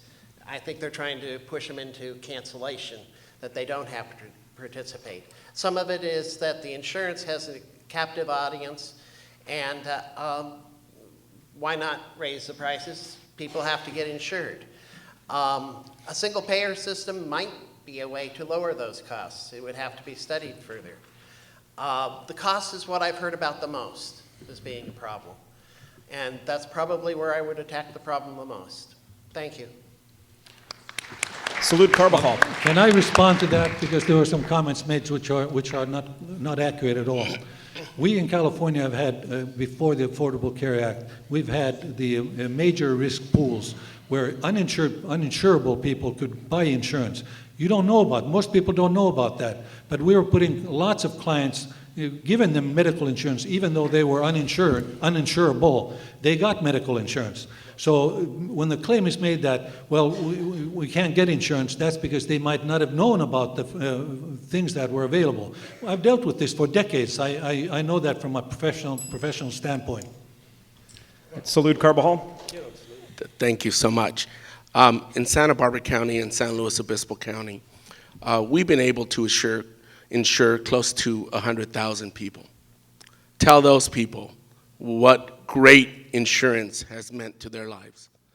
We're getting closer to actually looking at healthcare like a right and not a privilege, which is really, really great. Let me tell you the areas that we could fix. The Cadillac tax. It's hurting businesses, it's hurting individuals, it's hurting government. That's been delayed to 2020. But that's something that in a bipartisan fashion we should be able to fix. Another issue that we should be able to address is pharmaceutical escalating costs. That's where the real costs are for our healthcare system. And we need to do everything possible to address that. What we do in the Veterans Administration system, in leveraging our procurement of pharmaceutical medicines, we should be able to do also for Medicare patients, to pass on those costs to them. And we also need to make sure that we are expanding mental health services, but also dental services. I don't know how many of you know, but Medicare doesn't really cover significant dental services for our seniors. That's an abominable situation. We need to address that. The Affordable Care Act is doing good, but we need to do better. And we need to tweak it so that we make it better for everyone. And I'm very proud that in our Central Coast, we're doing great in providing insurance to so many people who didn't have insurance in the past. Kacho Ashajian. Thank you. I don't believe it's the job of the federal government to tell me what type of insurance I should have. If you want to make healthcare affordable, then bring more insurance companies to compete and lower the price. Allow us to buy insurance across the state line. Allow us to buy insurance with pre-tax money. It works. And when the president comes on public TV, tells me, if you like what you have, you may keep it, and that's not the case, then obviously there is something wrong with this picture. California Health has worked better than the federal affordable health. Then what does the affordable health care does? Everything to everybody. But we don't have the providers. Just because you have it available, but we don't have providers to offer you the services, there is obviously a gap. We learned a lot. We need to go back and reform. John Ubersachs on the Affordable Care Act. Well, as it happens, I've worked for 25 years in the health field. I've been a professor of public health. I've been a policy analyst at the RAND Corporation. We've seen this crisis coming for years. Now, I'm going to level with you. I'm going to spill the dirt and tell you what the real problem is. Yeah, pharmaceuticals are too high, but the reason is Wall Street. The problem here is Wall Street. We have our whole model of medicine is based on profit, and investors expect to make huge profits off their investments.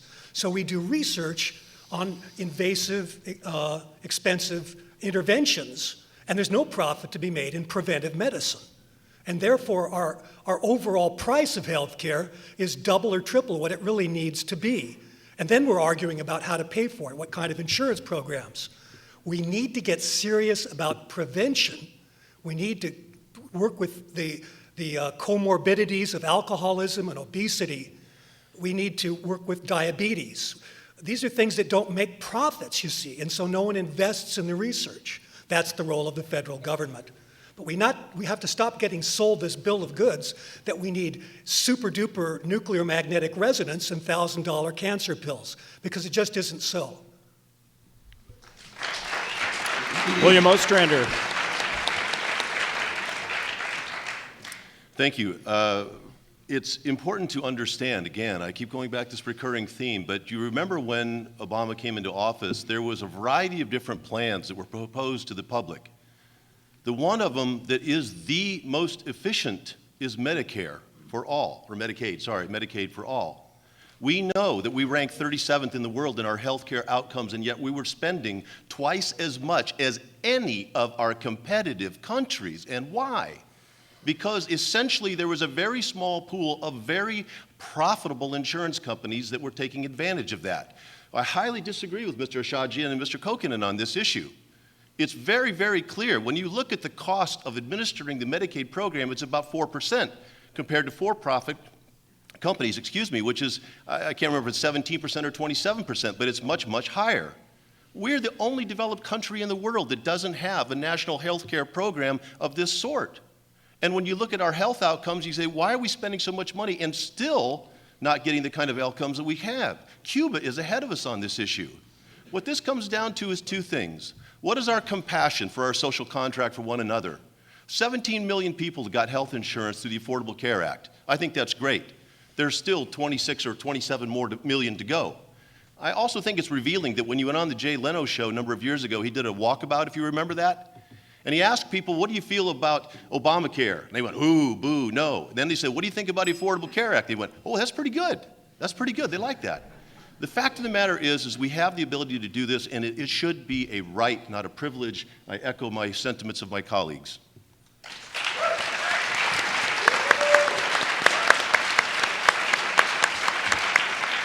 Matt Kokkonen and Kacho Shajian, your names were brought up in that. You'll get 30 seconds to respond if you choose.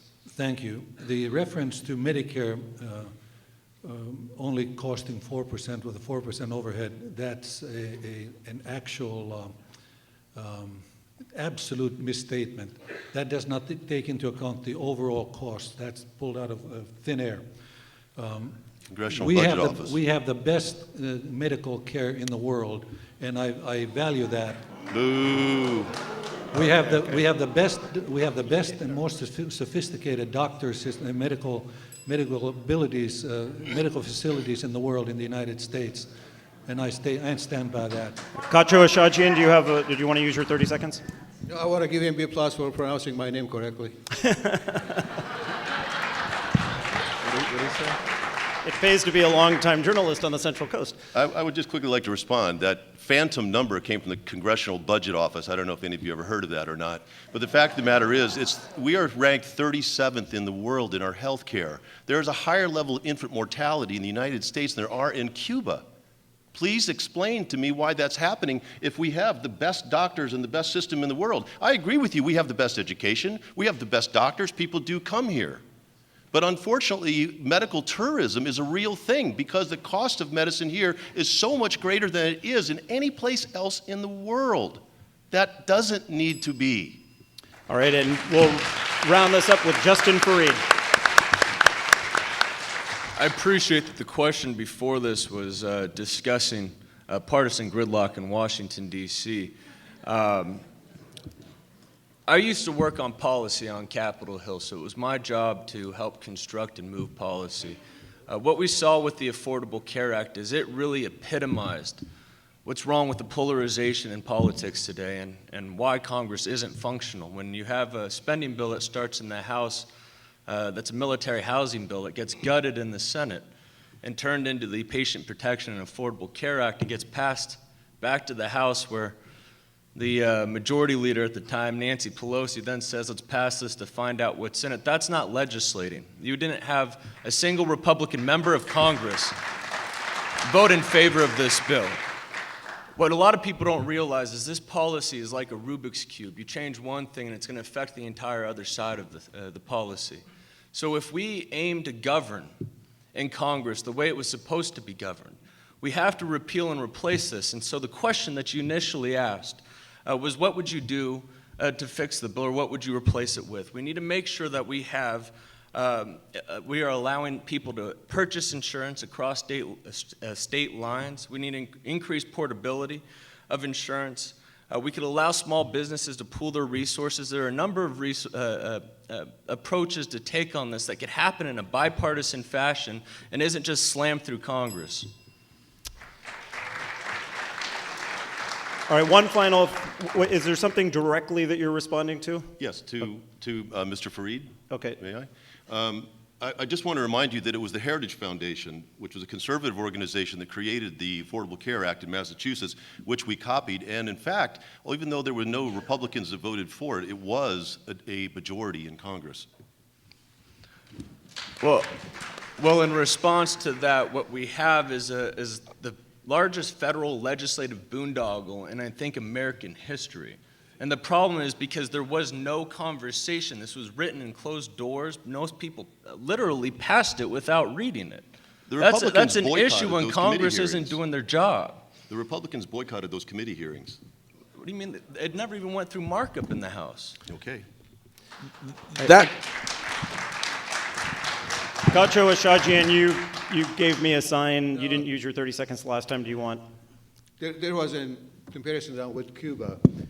My guess is that they don't have the liability insurance lawsuits that we have here, and that could be simply as why the crisis is what it is. I have personally visited Cuba on a cultural exchange program and very aware of their medical situation. You don't want to go there for medical reasons. All right, we've hit the 8 o'clock hour. We started a little bit late, so we have just enough time, I believe, for each candidate to give a 1-minute closing remark. Am I about right on time? I'm looking at the time, guys. Yeah, that sounds about right. Okay, so Justin Freed will start on that end and work down this way. Your closing remarks. Randall, I want to thank you for moderating this event, and I want to thank Cal Poly for putting this on for us. It's our first debate, and I know we're working out some nervous vibes and with the intention to be able to engage in discourse. And so to everybody up here on this stage, thank you for engaging in that. I think we need to have more of that in Washington, D.C. I believe that all of us in the next generation really need to work together to address the challenges that we face as a country and work to revitalize our government and our country. The challenges that we face are great. We have the national debt. We have issues where people they don't have the opportunity today that they used to have for jobs and in the market in the private sector. It's my priority to get Congress working again and getting it to work for the people once again, and that comes through reform. It's necessary that happens, because if we continue to go down this path, this is going to look, for the first time in our history, like our generation, my generation, is inheriting one that is worse off than the generation before. I would be honored to earn your vote and your support. I would encourage you as we go forward to follow us on Facebook and Instagram and Twitter, and join us on justinfreed.com to see up-to-the-minute updates. Thank you. Justin Freed, Republican from Santa Barbara. William Ostrander. I'm sorry, I have to stand up again. I've been sitting down for a long time. Thank you for coming. And I want to thank all my colleagues here for having this debate. I enjoy this kind of vigorous debate. To be quite honest with you, I don't believe that we had enough time to give you holistic solutions in a minute and a half. What that forces us to do is go off and do our research and try to give you quick bullet points and get them in there quickly before the bell comes. And that's not the kind of discourse that we should really have. But if you want to change this, it's not throwing all the bums out. That's not going to happen. There are some wonderful people in Congress. I'm sure that you were a great guy in Congress when you were there. It's the system. We have allowed a system to be taken over by money. I keep saying this, but I wish you could understand. The facts are there to show you. Out of 1,799 legislative outcomes, the single biggest determinant of that legislative outcome was not majoritarian democracy, which you and I are both taught in high school and in our civics classes, and what we franchise around the world and what we regard as our brand. The number one reason, this is empirical, it's not my opinion, was money. Whether that comes from corporations, individuals, or unions, it's the same thing. We need to change that. Please, help me change the system. Thank you. William Ostrander, Democrat from San Luis Obispo. John Ubersax. I'm a little surprised that I seem to be the only one who sees or believes so strongly that peace is the central issue and an end to war. Yes, all these other problems are terribly important, but war is the greatest moral evil on the face of the earth. And the United States is the greatest cause of war in terms of power, and not necessarily blame. And we have to put an end to war, or war will put an end to us.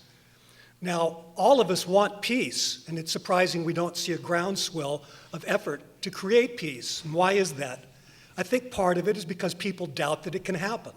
Right now, we've got people 18, 20 years old who were 4 and 5 and 6 years old when we went into Afghanistan. They've grown up seeing nothing but the United States as a military power. They don't understand that it can be different, but it can be different. It has to be different. My message to young people is believe in peace. You know that's right. Believe you can make it happen. Your generation will make it happen. It's going to be your creative vision. John Ubersax, independent from Morro Bay. Kacho Shajian. Again, thank you all for attending. Thank you, Dr. Armstrong, for allowing us to be here, coming on campus. It feels at home. Thank you for your efforts. I just want everybody to know get to know me, if you didn't know me prior to this time, that I am a consensus builder. I am fair. I am both public and private sector. And I'm very well prepared for a job. My work experience at the county and in the Congress and in the Assembly speaks for itself. It is this fresh, local experience of working with all sides to get things done that I will take to Congress so we can get to work on day one. Please visit my website, cacho2016.com. And if you have questions that you would like to be answered, I'll hang around and be able to. I'm a little wobbly because I attended a session this morning in Sacramento, and I drove here, and I got here 1 hour before we started. So excuse my whatever that might look so discomfortable. Thank you again. Go Mustangs! Cacho Ashaji and Republican San Luis Obispo, Salud Carbajal. Thank you. If I was in Sacramento, I would feel bubbly too, Cacho. Let me say, we have a lot of work to be done, to work in a true bipartisan fashion, something that has really eluded us as a people, as a country. And we need to really work hard to build those relationships, to be effective and to work across the aisle, to make progress on the many issues that our country is facing. And here on the Central Coast, be it expanding education opportunities, be it making sure that we have a solvent Social Security or Medicare system, making sure we're addressing immigration reform, making sure we're addressing climate change, making sure that we are passing sensible gun laws, and making sure that we're tweaking our healthcare system so that people like my good friend Alex, back there, stand up Alex, have access to good health insurance. I will work with anyone who's willing to work with me, and I'm going to spend the last few months of this election going throughout the Central Coast, being a good listener, and doing everything I can to make sure that I understand the issues that are important and that are on the minds of Central Coast residents and hardworking families and the middle-class families that I want to serve in Washington. Salud Carbajal, Democrat. Santa Barbara, Steve Isaacson. Thank you, Randall, and thank you for everybody who helped put this together. And I thank all of you who came out to listen to us today. You've heard a lot about the corruption of money and what have you, but while money helps with name recognition here at home, the only real commodity that is of any importance in the election is your vote. I want all of you to listen to all of us. There's a lot of intelligent people here that want to do good. I want you to listen to what they have to say. Keep monitoring. It's another 4 months just to the primary. Listen to what they have to say. Do you think that they're going to help straighten things out? Do you think that they're going to be beholden to whoever they're getting donations for, or they're going to be able to be independent? I can tell you I'm not with any party. I'm nonpartisan. I can tell you that I will not be beholden to anybody for money. I'll accept money, but I won't be beholden to them. Steve Isaacson. Cast your vote as you think is truly appropriate to help make matters better. Thank you. Steve Isaacson, Independent, Atascadero, Matt Kokkonen. Thank you indeed, and I say that from the bottom of my heart, for taking time out to see us. Thank you for providing us with a facility here. America is a wonderful country. I love America. It is a unique place. There is no other country in the world that is like America. And the young people here might not all appreciate that because maybe you haven't been traveling as much. Reference was made to America as being a source of war. Let me put it in quite a different perspective. America, it's amazing that we have only asked of the countries where we've been fighting, we've only asked for enough land to bury our dead who freed them. There is no other country that has devoted that much and given so much of itself. I'm running because of the future of mine and your grandchildren. I'm concerned about it, and I will do them justice. Thank you. Matt Kokkonen, Republican, San Luis Obispo, Helene Schneider. I want to thank Cal Poly and everyone involved, and you especially, for being here tonight. This is the first debate of hope, I hope will be many, I think we had a lot of great conversations here, and I hope you've taken a lot when you make your decision on who to vote for. As mayor of Santa Barbara, as a city council person, I was a housing authority commissioner, as a human resources manager for Planned Parenthood. I have a combination of experience that I want to bring to Washington, D.C. to get things done for the residents of the Central Coast. And another thing, we talked a lot about issues about what, as Congress and policies we want to do. I think another big portion of being a representative is making that connection to the veteran who needs assistance with the VA, to the person who needs assistance with their disability insurance or their Social Security, to the local government who needs to make that connection between federal policy and funding and a project that they're working on. That's the kind of leadership I want to bring. I hope I can earn your vote. Please go to my website, HeleneSchneider.org, or you can follow me on Twitter at Mayor Helene. Thank you so much for your attention tonight. Helene Schneider, Democrat, Santa Barbara. Jeff Oceans. Okay, well, I guess I'm the closing act. So, hey, I want to talk to the students. Are there any students here? I've been looking around. I haven't seen that many students. All right, I'm doing this for you guys. You know what? I'm going to be out here in the UU Center. I'm going to try and organize some meetups. Get involved. Get activated. This is your future. You know, I mean, and it's your parents' future, too. You have your parents paying you. Get them out there at the meetups. I'm going to be at the other campuses. I'm going to be talking about this issue of student debt, and I'm going to keep talking about it until it takes off. And I want to see you out there, and I'll be there with you. Thanks. Jeff Oceans, Democrat, Santa Barbara. Let's have a warm round of applause for all of the candidates who showed up tonight. It's a crowded table.